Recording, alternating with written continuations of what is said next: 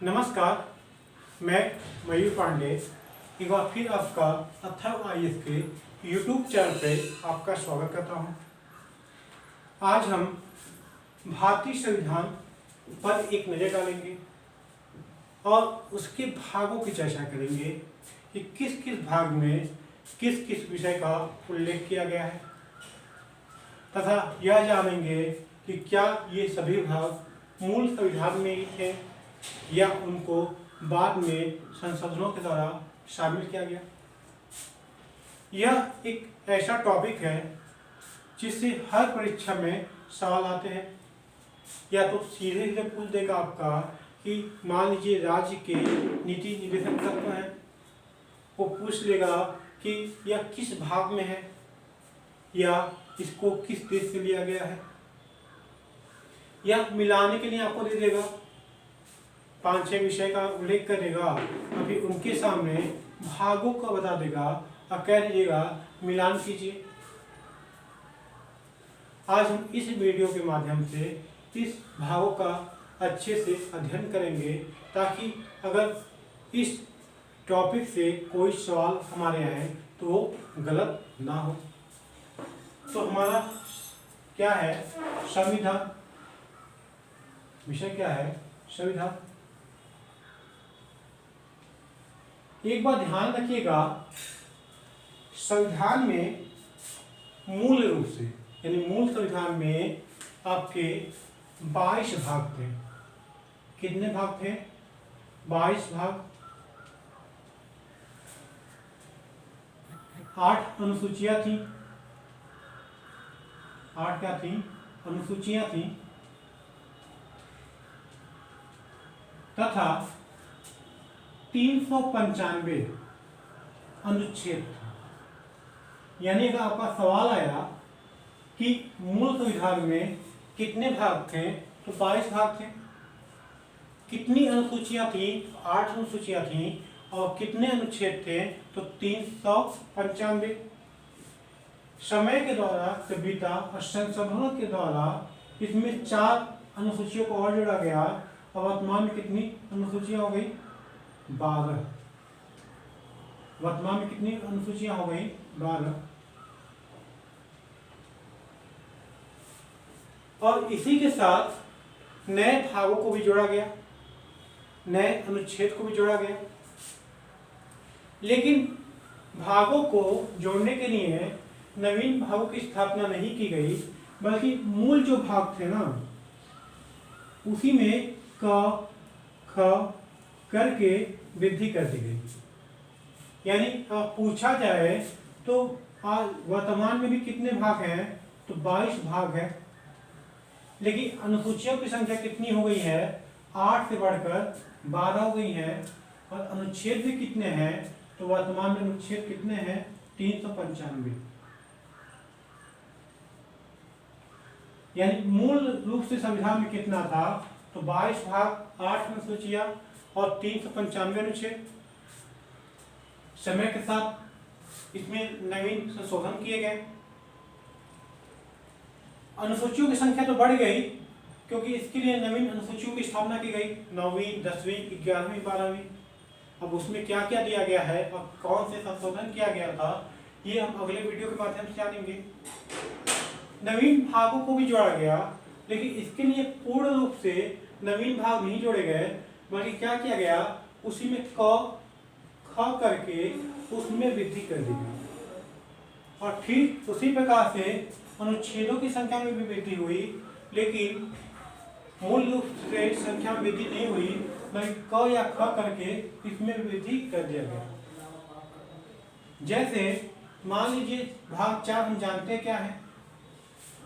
राज्य के नीति निदेशक तत्व। अब एक संशोधन किया गया, एक नवीन भाग जोड़ा गया।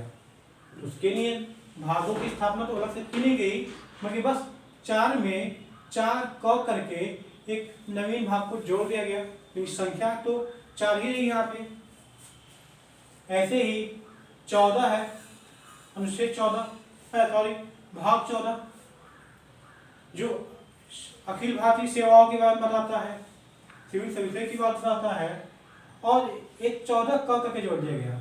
कौन सा? 14 का अधिकरण आपका।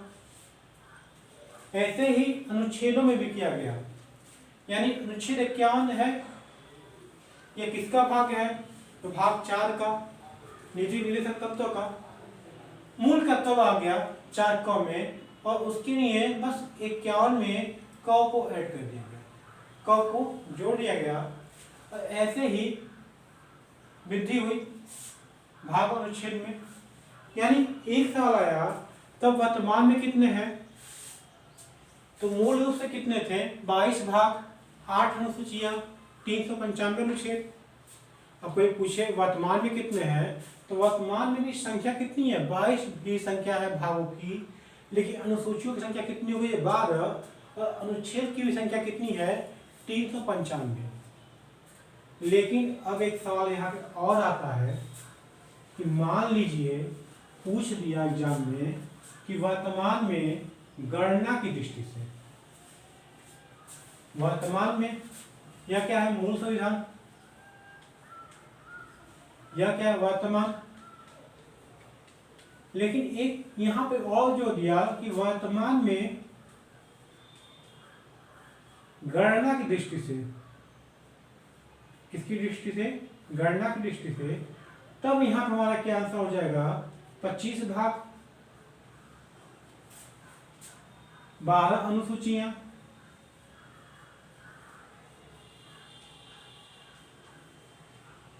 तथा जो अनुच्छेद है वो वर्तमान में 463 प्लस है। कितने अनुच्छेद है? 463 से ज्यादा। ठीक, एक 3 तक सवाल आ सकते हैं यहाँ पे कि मूल में कितने हैं? हमको मालूम है 22 भाग, 8 अनुसूचियां, 395 अनुच्छेद। पूछ लिया वर्तमान में कितने हैं?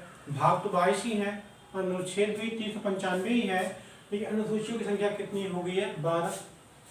अब मान लीजिए पूछ दे कि गणना की दृष्टि से कितनी है वर्तमान में, तब अगर यह सवाल आएगा तब हमारा उत्तर क्या रहेगा? 25 भाग, 12 अनुसूचियां और 463 से ज्यादा अनुच्छेद। हम आज केवल भागों की चर्चा करेंगे और देखेंगे किस किस भाग में कौन कौन विषय का उल्लेख किया गया है, तो उसकी कुछ मूलभूत विशेषताओं का भी अध्ययन करेंगे ताकि हमको आगे कोई समस्या ना रहे और हमारा एक बेस तैयार रहे। बात आता है भाग 1 का। किसका है? भाग 1। अब भाग 1 क्या कहता है?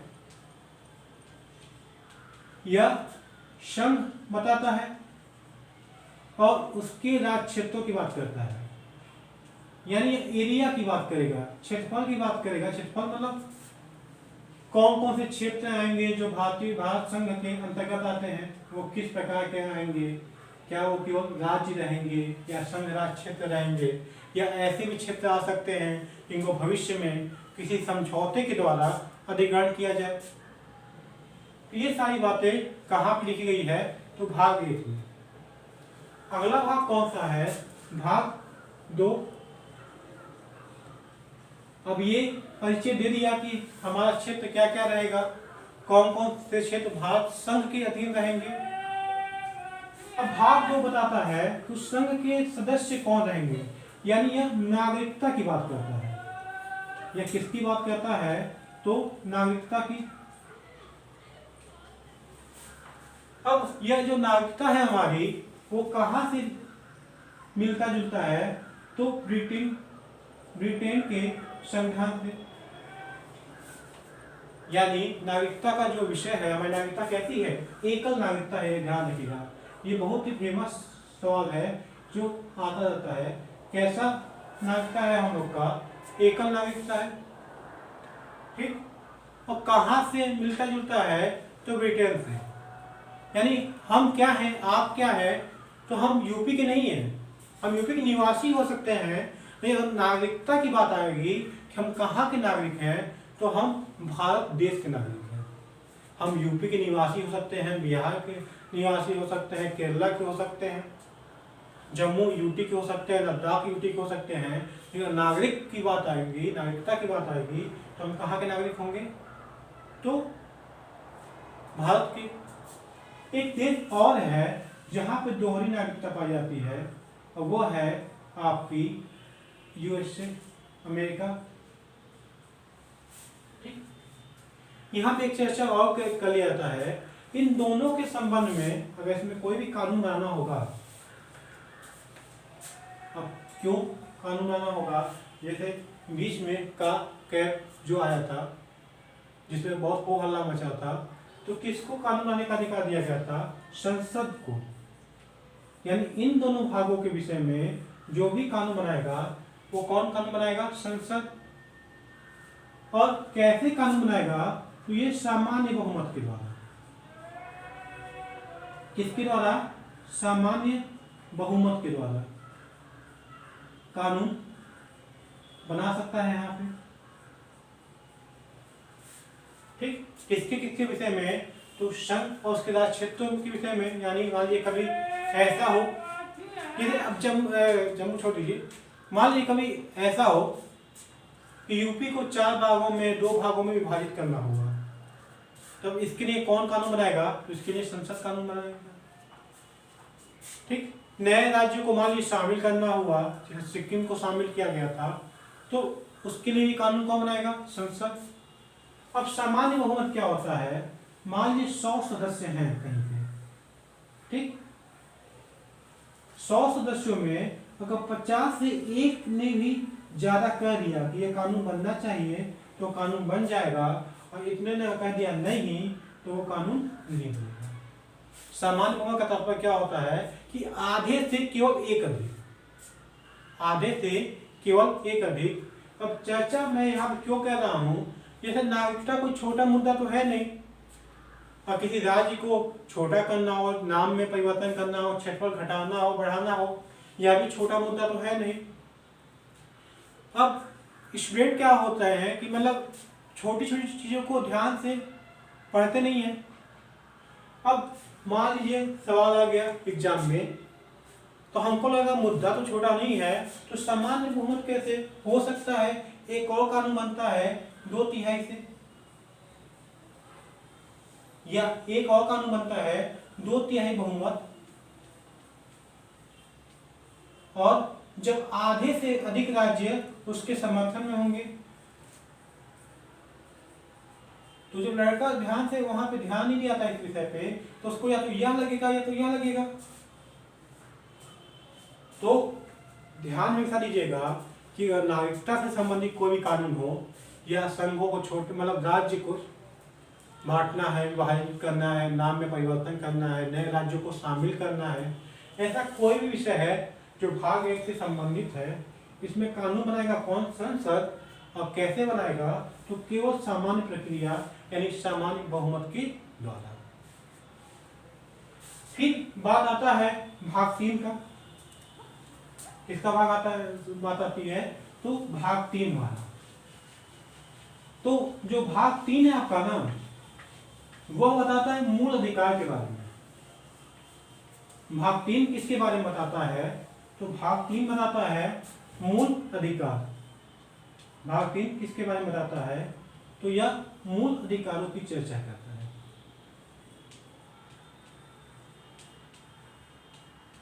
मूल अधिकार की चर्चा करता है।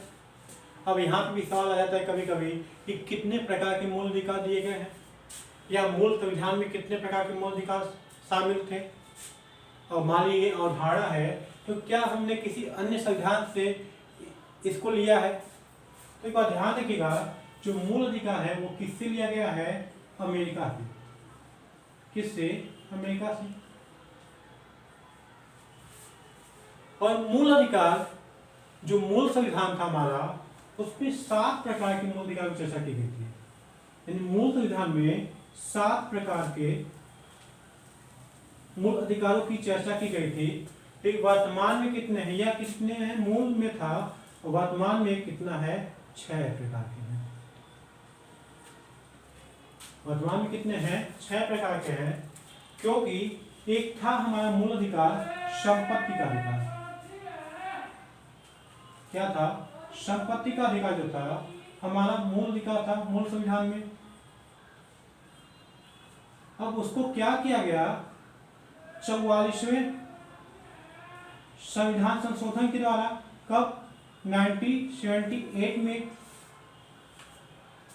उसको मूल अधिकार का दर्जा समाप्त कर दिया गया और उसको कानूनी अधिकार या विधिक अधिकार दे दिया गया।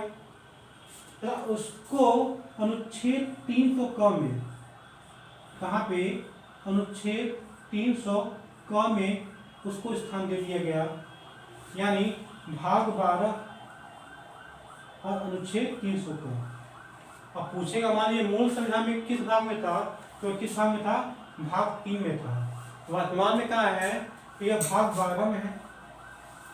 और किस अनुच्छेद में था, तो यह अनुच्छेद 19 में भी था और अनुच्छेद 31 में भी इसका उल्लेख किया गया था। यानी मूल संविधान में जो संपत्ति का अधिकार था वो अनुच्छेद 19 और अनुच्छेद 31 में उल्लेखित था, लेकिन क्या किया गया, 44वें संविधान संशोधन के तहत 1978 में भाग 12 में शामिल कर दिया गया। कौन सा अनुच्छेद कर दिया गया, अनुच्छेद 300 का, ठीक। और कैसा अधिकार कर दिया गया कि यह विधिक या कानूनी अधिकार के रूप में इसको शामिल कर दिया गया। अब बात आता ही है कि वो 6 मूल अधिकार हैं कौन कौन से। 6 मूल अधिकार कौन कौन से हैं। एक है आपका क्षमता का अधिकार। क्या है, क्षमता का अधिकार। यह कहां से कहां तक है, तो अनुच्छेद 14 से अनुच्छेद 18। इसको भी आप ध्यान रखिएगा कि कहां से कहां तक है क्षमता का अधिकार, अनुच्छेद 14 से अनुच्छेद 18। दूसरा मूल अधिकार क्या है हमारा, स्वतंत्रता का अधिकार। क्या है, स्वतंत्रता का अधिकार। यह कहां से कहां तक है, तो अनुच्छेद 19 से अनुच्छेद 22 तक। कहां से कहां तक उल्लेख है इसका, अनुच्छेद 19 से अनुच्छेद 22 तक। फिर तीसरा मूल अधिकार कौन सा है, तो शोषण के विरुद्ध अधिकार। शोषण के विरुद्ध अधिकार ये कहां पे है, तो 2 अनुच्छेद यहां पर दिया गया है, अनुच्छेद 23 और अनुच्छेद 24। चौथा मूल अधिकार कौन सा था हमारा, धार्मिक स्वतंत्रता का अधिकार। धार्मिक स्वतंत्रता का अधिकार यह कहां से कहां तक है, तो अनुच्छेद 25 से लेकर अनुच्छेद 28 तक। पांचवा मूल अधिकार कौन सा है हमारा, तो अल्पसंख्यक वर्गों के लिए शिक्षा, संस्कृत, भाषा संबंधी अधिकार। किसके लिए, अल्पसंख्यक वर्गों के लिए। ये कहां पे है, अनुच्छेद 29 और अनुच्छेद 30 में। और छठवां सबसे प्रमुख मूल अधिकार है, वह है संवैधानिक उपचारों का अधिकार,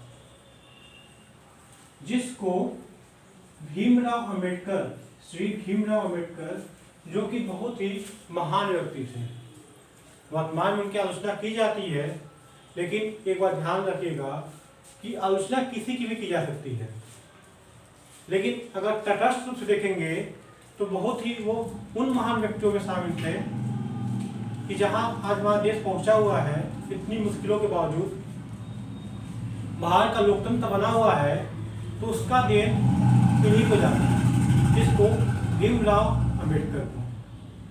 इनके द्वारा संवैधानिक उपचारों का अधिकार को संवैधानिक उपचारों का अधिकार, इसको संविधान का मूल आत्मा ने कहा था। किसने कहा था, भीमराव अंबेडकर ने कहा था। क्या कहा था, मूल आत्मा। अब किसको, तो भाग अनुच्छेद 32 में इसका उल्लेख है। और क्या है यह, तो संवैधानिक उपचारों का अधिकार, संवैधानिक उपचारों का अधिकार है, और इसी को उन्होंने क्या कहा था, मूल आत्मा कहा था। एक और था, कौन सा, संपत्ति का अधिकार। कहाँ में था, अनुच्छेद 19 में था और अनुच्छेद 31 में था। वहां से उसको हटा दिया गया। कब हटाया गया, तो 44वें संविधान संशोधन 1978 के तहत। और कहाँ पे शामिल कर दिया गया, तो भाग 12 के अनुच्छेद 300 क में, ठीक। और इन सारी चीजों को आप ध्यान से नोट करते हुए चलिएगा, क्योंकि ये सारे सवाल हैं आपके, जो हो सकता है कि 12 जून को जो यूपी विशेष का पेपर हो उसमें भी 3-4 सवाल यहाँ पे आ जाए, या तो सीधे भाग पूछ सकता है, या किसने किसको क्या कहा था, या संशोधन पूछ सकता है। ठीक, तो आगे बढ़ते हैं। हमने क्या कहा, भाग 3 है मूल अधिकार। किससे लिया गया, अमेरिका से। मूल में कितने थे, 7 प्रकार के मूल अधिकार थे। वर्तमान में कितने हैं, 6 हैं। कौन कौन से हैं, समता का अधिकार, स्वतंत्रता का अधिकार, शोषण के विरुद्ध अधिकार, धार्मिक स्वतंत्रता का अधिकार, अल्पसंख्यक वर्गों के हितों संबंधी अधिकार और संवैधानिक उपचारों का अधिकार। एक और था संपत्ति का अधिकार, कहाँ पे था, अनुच्छेद 19 में, अनुच्छेद 31 में। वहां से उसको हटा दिया गया 44वें संविधान संशोधन के द्वारा 1978 में। और कहाँ शामिल कर दिया, तो भाग 12 के अनुच्छेद 300 में। अब वो हमारा मूल अधिकार नहीं है, क्या अधिकार है, कानूनी या विधिक अधिकार। अब अगला भाग आता है हमारा भाग 4। कौन सा भाग आता है हमारा, भाग 4।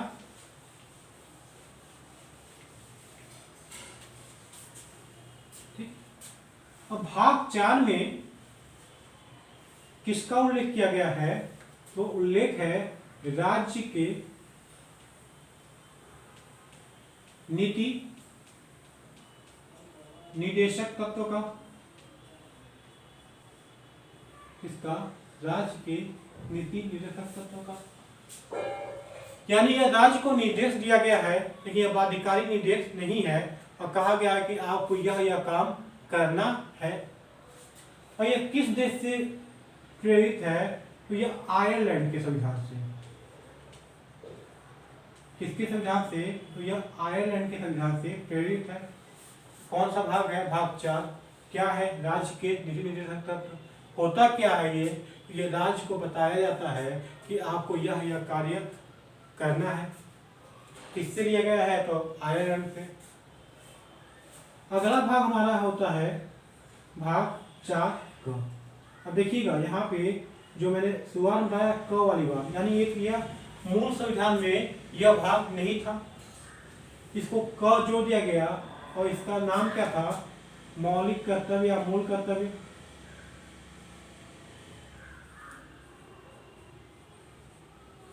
अब चूंकि इसको भी अलग से शामिल किया गया था और यह मूल संविधान में इसका उल्लेख नहीं था, अब कब शामिल किया गया, तो इसके लिए उसमें कांग्रेस की सरकार थी और उसके बाद एक कमेटी गठित की गई।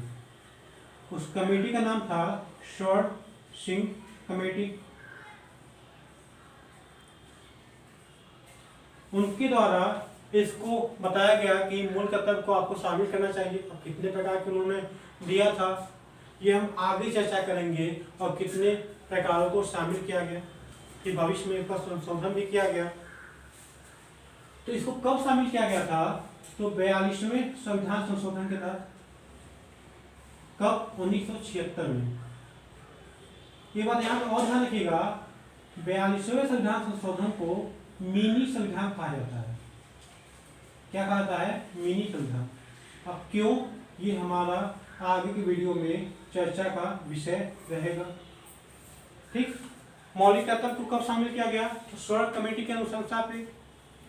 कब, 42वें संविधान संशोधन में, 1976 में। ठीक, और इसको किस देश से प्रेरित है, तो यह सोवियत संघ से। किस देश से लिया गया था यह, तो सोवियत संघ से।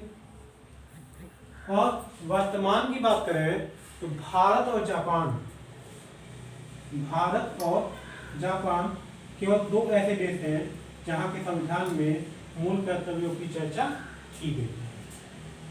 ठीक, अब हमारा अगला भाग आता है भाग 5।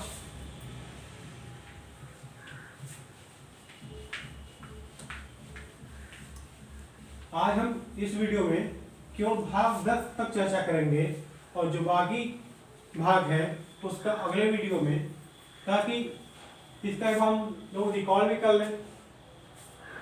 भाग 5 क्या कहता है, वो संघ की बात बताता है।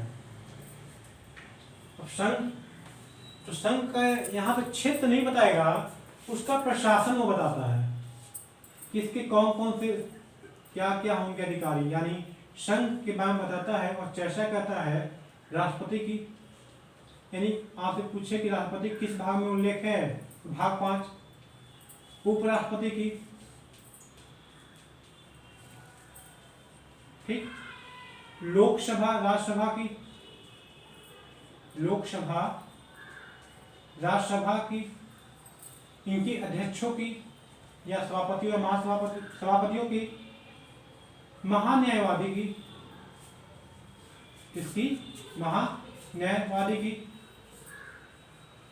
ठीक। सर्वोच्च न्यायालय की, सर्वोच्च न्यायालय की, और नियंत्रक एवं महालेखा परीक्षक यानी कैग, नियंत्रक महालेखा परीक्षक के बारे में चर्चा करता है। यानी कभी सवाल आ गया, एक बात ध्यान रखिएगा, महान्यायवादी कुछ अनुच्छेद को भी याद करते चलिएगा। कहाँ पे है, अनुच्छेद 76 में इसका उल्लेख है, और कैग का उल्लेख कहाँ पे है, अनुच्छेद 148 में।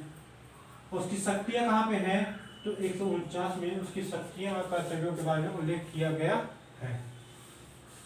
यानी भाग 5 ऐसा सवाल आएगा कभी कि मान लीजिए महान्यायवादी की किस भाग में चर्चा किया गया है, तो भाग 5, सर्वोच्च न्यायालय भाग 5, कैग भाग 5, लोकसभा राज्यसभा अध्यक्ष या जो सदन होता है उसका भाग 5, उपराष्ट्रपति भाग 5 और राष्ट्रपति भाग 5।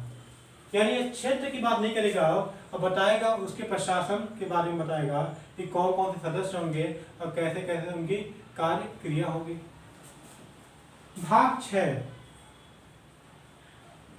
यह बताता है राज्य के बारे में और राज्य के प्रशासन, जिसमें राज्यपाल, ठीक, मुख्यमंत्री, यहाँ पे भी प्रधानमंत्री का भी छूट गया होगा, प्रधानमंत्री, मंत्रिपरिषद के बारे में बात करेगा, ठीक, महाधिवक्ता, विधानमंडल,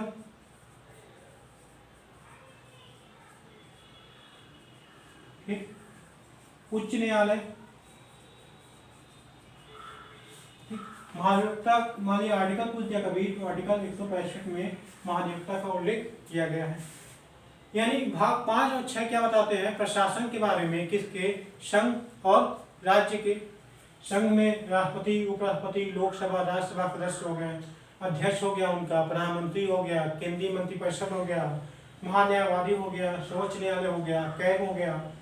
वैसे ही भाग 6 में क्या क्या हो जाएगा, राज्यपाल, मुख्यमंत्री, महाधिवक्ता, विधानमंडल, बाकी सारी चीजें।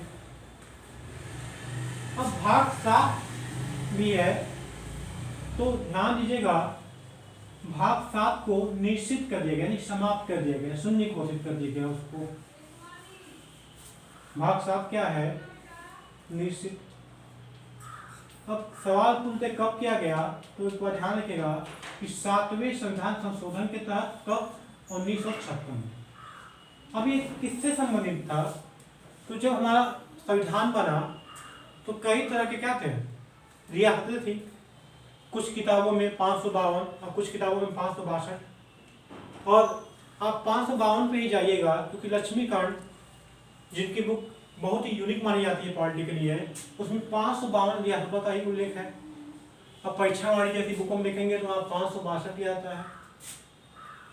जब इसका एकीकरण हुआ 552 रियासतों का, उनको 4 भागों में बांट दिया गया, कैटेगराइज कर दिया गया, भाग क, भाग ख, ग, घ करके, और उस लिस्ट में उन राज्यों को शामिल कर दिया गया। फिर जब राज्य पुनर्गठन आयोग बना, फजल अली आयोग गठित हुआ, फिर उसके बारे में उस लिस्ट को समाप्त कर दिया गया, यानी इसको क्या कर दिया गया, निश्चित कर दिया गया, ठीक। अब क्यों किया गया, इसके पीछे कहानी क्या क्या थी, इसका हम आगे विस्तृत रूप से चर्चा करेंगे, लेकिन वर्तमान में चर्चा करने की इसकी आवश्यकता नहीं है। फिर आता है आपका भाग 8। यह बताता है संघ राज्य क्षेत्र यानी केंद्र शासित प्रदेशों के बारे में। उसके प्रशासन की बात करता है कि वहां पे कैसा उच्च न्यायालय होगा, मुख्यमंत्री को क्या क्या शक्तियां दी जाएगी, गठन होगा, विधानमंडल का गठन नहीं होगा। फिर आता है हमारा भाग 9।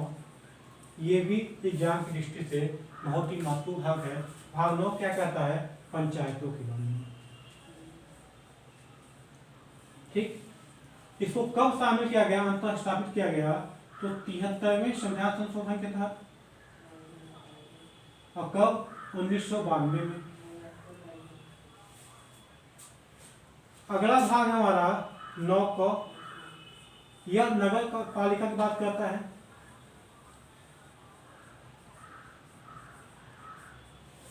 इसको कब किया गया? तो 74वें संविधान संशोधन। और कब? 1992 में। अगला भाग क्या है हमारा? 9 ख, सहकारी समितियां। कौन सी समितियां? सहकारी समितियां। इसको किया गया शामिल यहाँ पे, और संशोधन था इसका, 97वां संशोधन था इसका। ठीक, 2011 में। इसको बाद चेक करके हम देख लेंगे, शायद 97वां ही है। ठीक, और भाग 10 क्या बताता है आपका? एक बार ध्यान की एग्जाम दृष्टि से तीनों भी बहुत ही महत्वपूर्ण है कि किस भाग में उल्लेख है और कौन सा संविधान संशोधन हुआ था। ठीक, भाग 10 क्या बताता है? अनुसूचित क्षेत्रों के बारे में, यानी कुछ क्षेत्रों को विशेष कर दिया जाएगा, उसके प्रशासन कौन करेगा? तो राष्ट्रपति के अंतर्गत होता है। जब हमारा आगे इस पर विस्तृत चर्चा करेंगे तो हम जानेंगे कौन कौन से क्षेत्र हैं, उनकी विशेषताएं क्या होती है। तो भाग 10 तक आगे भाग की चर्चा करेंगे, लेकिन अगले वीडियो में एक बार इसका रिकॉल कर लेते हैं। हमने भाग 1 देखा, क्या था भाग 1? संघ राज्य क्षेत्रों को बताता है, यानी उसके एरिया की बात करता है, ये कौन कौन एरिया उसके अंतर्गत आएंगे, उनका स्वरूप क्या होगा।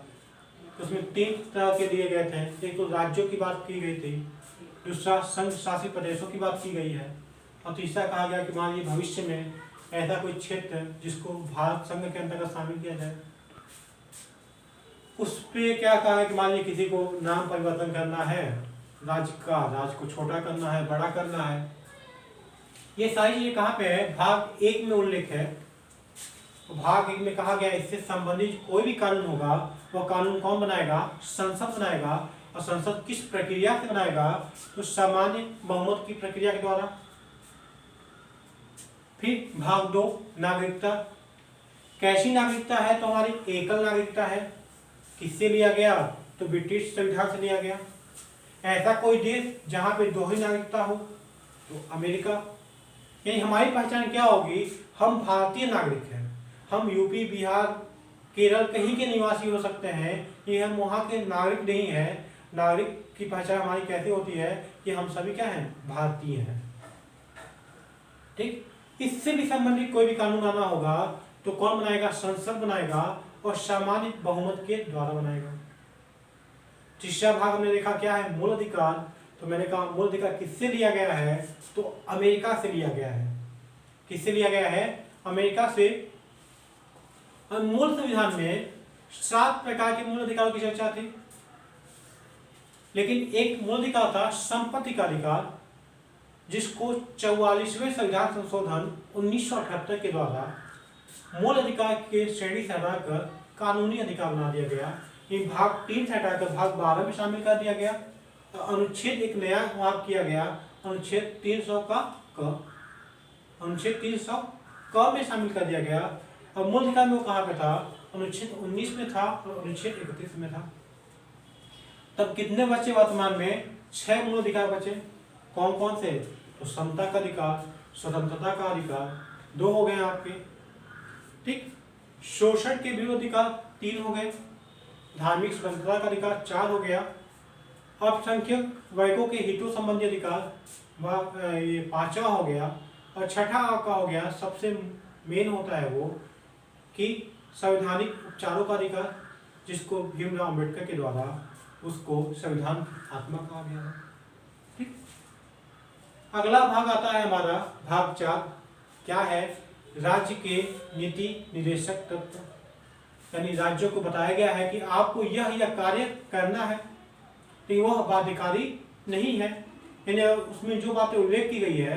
अब ध्यान रखिएगा, मूल अधिकारों का अगर उल्लंघन राज्य करती है तो हम कोर्ट जा सकते हैं, उच्च न्यायालय जा सकते हैं, उच्चतम न्यायालय जा सकते हैं अनुच्छेद 32 के तहत।